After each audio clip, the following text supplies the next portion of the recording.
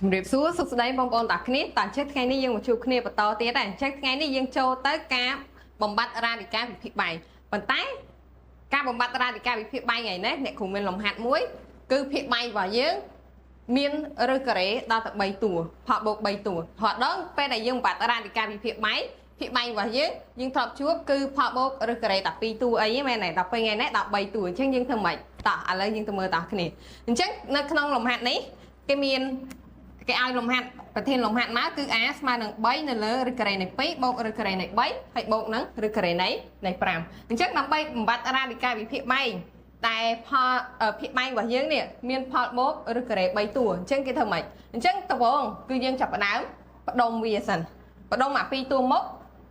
ជាមួយនឹងអាតួក្រោយនេះបដុំ2តួមុខតោះអញ្ចឹងពេលដែលគ្រូបដុំភាគបែកភាគយករបស់យើងគ្រូទុំមកវិញតដែរហើយគ្រូចាប់ផ្ដើមបដុំភាគបែកគឺបដុំឬការ៉េនៃ2បូកឲ្យឬការ៉េនៃ3ហើយបូកជាមួយនឹងឬការ៉េនៃ5អញ្ចឹងនៅពេលដែលយើងបដុំអញ្ចឹងទៅយើងឃើញថាផលបូករបស់យើងគឺ2តួវិញតើណាចាបដុំវាទៅជា2តួអញ្ចឹងវិញមកហើយតមកទៀតយើងធ្វើមិនទៀតចាប់ផ្ដើមគុណនឹងកសោមឆ្លាស់របស់វាតើអញ្ចឹងយើងបានមកភាគយករបស់យើង3ហើយភាគបែករបស់យើងបានឬការ៉េនៃ2បូកឲ្យឬការ៉េនៃ3ហើយបូកជាមួយនឹងឬការ៉េនៃ5អញ្ចឹងកន្លែងនេះយើងមានប៉ុណ្ណឹងផកបូក2តួអញ្ចឹងកន្លែងនេះគ្រូគុណឲ្យកសោមឆ្លាស់អញ្ចឹងកសោមឆ្លាស់របស់វាទៅជាអីវិញអញ្ចឹងគុណឲ្យឬការ៉េនៃ2បូកឲ្យឬការ៉េនៃ3ហើយដកជាមួយនឹងឬការ៉េនៃ5ចានេះកសោមឆ្លាស់ណាអញ្ចឹងភាគបែករបស់យើងគុណនឹងកសោមប៉ុណ្ណេះបន្ថែមមែនទេអញ្ចឹងភាគយករបស់យើងត្រូវគុណនឹងអានឹងដូចគ្នាតែអញ្ចឹងយើងគុណឲ្យបានឬការ៉េនៃ2បូកឲ្យឬការ៉េនៃ3ហើយដកជាមួយនឹងឬការ៉េនៃ5ប៉ុណ្ណឹងបិទមកវិញតោះយើងក៏លេខមើលភាគបែករបស់យើងតែយើងអាចទាញវាឲ្យចូលរូបមន្តអីគេយើងពិនិត្យមើលយើងមាន a បូក b ក៏តែ a ដក b អញ្ចឹងអាចទាញឲ្យចូលរូបមន្តបានទេអញ្ចឹងនេះយើងមានរូបមន្តមួយគឺ a ការ៉េដក b ការ៉េវាស្មើឲ្យ a ដក b ក៏តែឲ្យ a បូក b ត្រូវទេអញ្ចឹងយើងមានអាខាងក្រោយនេះត្រូវអត់អញ្ចឹងទាញវាឲ្យចូលអាមុខមកអញ្ចឹងភាគបែករបស់យើងអាចដាក់ទៅជាអីគេភាគយកទុកមកវិញតដែរមកឬការ៉េនៃ2បូកឲ្យឬការ៉េនៃ3ហើយដកជាមួយនឹងឬការ៉េនៃ5ហើយភាគបែករបស់យើងទាញចូលរូបមន្តរបស់យើងទៅយើងបានអីតួខាងមុខនេះណា a របស់យើងគឺឬការ៉េនៃ2បូកឲ្យឬការ៉េនៃ3នេះ a ដល់ពេលនេះគេ3អញ្ចឹងយើងបាន a ការ៉េអញ្ចឹងប៉ុណ្ណេះលើកជាការ៉េគឺឬការ៉េនៃ2បូកឲ្យឬការ៉េនៃ3ហើយលើកជាការ៉េដកអីគេ b ការ៉េតួ b របស់យើងគឺអីឬការ៉េនៃ5ហើយលើកជាការ៉េតមកទៀតស្មើអីទៀត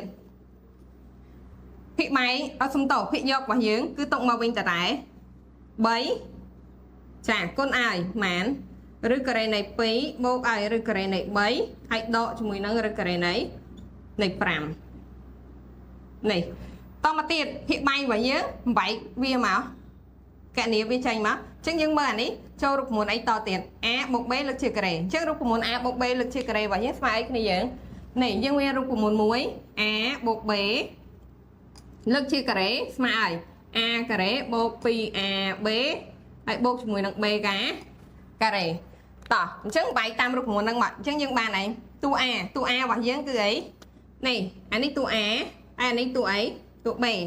អញ្ចឹងតួ a របស់យើងឬការ៉េនៃ2ឬការ៉េនៃ2លើកជាការ៉េទៅបាន2បូកជាមួយនឹង 2ab ចា2អ្នកនេះគុណគ្នាទៅយើងបានប៉ុន្មានឬការ៉េនៃ6ហើយបូកជាមួយនឹង b ការ៉េអញ្ចឹងឬការ៉េនៃ3លើកជាការ៉េទៅគឺយើងបាន3ហើយគេដកឲ្យប៉ុន្មានទៀតឬការ៉េនៃ5លើកជាការ៉េអញ្ចឹងយើងបញ្ចេញមកបាន5នេះបានប៉ុណ្ណឹងតោះឥឡូវយើងតមកខាងនេះបន្តទៀតភាគយករបស់យើងគ្រូនៅតែទុកវាមកវិញតដែរអត់តាន់គុណពលាទេអញ្ចឹង3គុណឲ្យឬការ៉េនៃ2បូកឲ្យឬការ៉េនៃ3ហើយដកជាមួយនឹងឬការ៉េនៃ5នេះភាគយករបស់យើងតោះភាគបែករបស់យើងទូទាត់វាមកស៊ីសងវាមកអានេះ2 2បូក3 5 5ដក5 0អស់ហើយអញ្ចឹងនៅសល់ប៉ុន្មាន 2 ឬការ៉េនៃ6ចាអញ្ចឹងយើងមើលភាគបែងរបស់យើងជាប់រ៉ាឌីកាល់តែមកតួឯងមែនអត់ឬការ៉េអញ្ចឹងធ្វើម៉េចដើម្បីបំបត្តិវាគឺគុណនឹងខ្លួនឯងគុណនឹងឬការ៉េនៃ6នឹងមកវិញតោះអញ្ចឹងយើងបានអានេះទុកមកវិញតតែ3គុណឲ្យឬការ៉េនៃ2បូកឬការ៉េនៃ3ហើយដកជាមួយនឹងឬការ៉េនៃ5ចាតមកទៀតយើងមើលអានេះ2ឬការ៉េនៃ6អញ្ចឹងយើងចង់បាត់អាឬការ៉េនៃ6នេះធ្វើម៉េចគុណនឹងខ្លួនឯងគឺគុណនឹងឬការ៉េនៃ6នឹងមកវិញដល់ពេលអាឬការ៉េនៃ6នេះយើងគុណបន្ថែមមែនទេអញ្ចឹងមានន័យថាវាលើសហើយអញ្ចឹងយើងត្រូវគុណអីគេភាគយកនឹងប៉ុណ្ណឹងដែរនេះឬការ៉េនៃ6មកវិញតមកទៀតកណនីវាមកបានមែនអានេះទុកមកវិញ3គុណឲ្យឬការ៉េនៃ2បូកឲ្យឬការ៉េនៃ3ឲ្យដកជាមួយនឹងឬការ៉េនៃ5គុណនឹងឬការ៉េនៃ6ចាតមកទៀតភាគបែងរបស់យើងមើលអានេះឬការ៉េនៃ6គុណឬការ៉េនៃ6មកបានមែនគុណមកបញ្ចេញមកបាន6មែនទេ6គុណ2បាន10 12ចាតមកទៀតយើងមើលចាប់ផ្ដើមសម្រួលតោះ3ជាមួយ12សម្រួលកើតទេកើតអញ្ចឹងយើងសម្រួល3មួយ12មកចាអញ្ចឹងយើងបានអីភាគយករបស់យើងនៅសល់អីនៅសល់ឬការ៉េនៃ2បូកឲ្យឬការ៉េនៃ3ហើយដកជាមួយនឹងឬការ៉េនៃ5ទាំងអស់ហ្នឹងគុណជាមួយនឹងឬការ៉េនៃ6តោះនៅលើអានេះយើងសម្រួលនឹង3ទៅអញ្ចឹងភាគបែងរបស់យើងនៅសល់ប៉ុន្មាន4ចាអញ្ចឹងបន្តមកទៀតយើងចាប់ផ្ដើមគុណពលិតវាមកតោះអញ្ចឹងយើងបានអានេះ2នាក់នេះគុណគ្នាមកឬការ៉េនៃ6គុណឲ្យឬការ៉េនៃ2យើងបានឬការ៉េនៃ10 12ហើយតមកទៀតគុណពលិតមកអញ្ចឹងយើងបានបូកឬការ៉េនៃ10 18ឬការ៉េនៃ6គុណឲ្យដកឬការ៉េនៃ5អញ្ចឹងយើងបានដកឬការ៉េនៃ30នៅលើ4តមកទៀតអត់តន់ចាប់ត្រឹមហ្នឹងទេយើងមើលអា2នាក់នេះវាអាចបញ្ចេញពីរ៉ាឌីកាល់បានអញ្ចឹងបញ្ចេញមកទៀតមកអញ្ចឹងឬការ៉េនៃ12អញ្ចឹងយើងបញ្ចេញមកបានប៉ុន្មានបាន2ឬ3ណាតមកទៀតបូកឲ្យ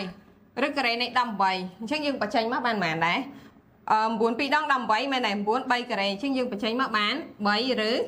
2ដល់ពេលឬការ៉េនៃ30ចេញកើតអត់កើតទេអញ្ចឹងបាត់កើតទុកវាមកវិញមកនៅលើភាគបែងរបស់យើងគឺ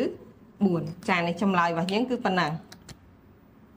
ចាអញ្ចឹងនៅក្នុងវីដេអូនេះការបំបត្តិរ៉ាឌីកាល់វិភាគបែងដែលភាគបែងរបស់យើងមានផលបូកឬការ៉េ3តួនេះគឺជាការដោះស្រាយអញ្ចឹងនៅក្នុងវីដេអូនេះអ្នកគ្រូមានតែប៉ុណ្្នឹងទេអញ្ចឹងសូមអរគុណ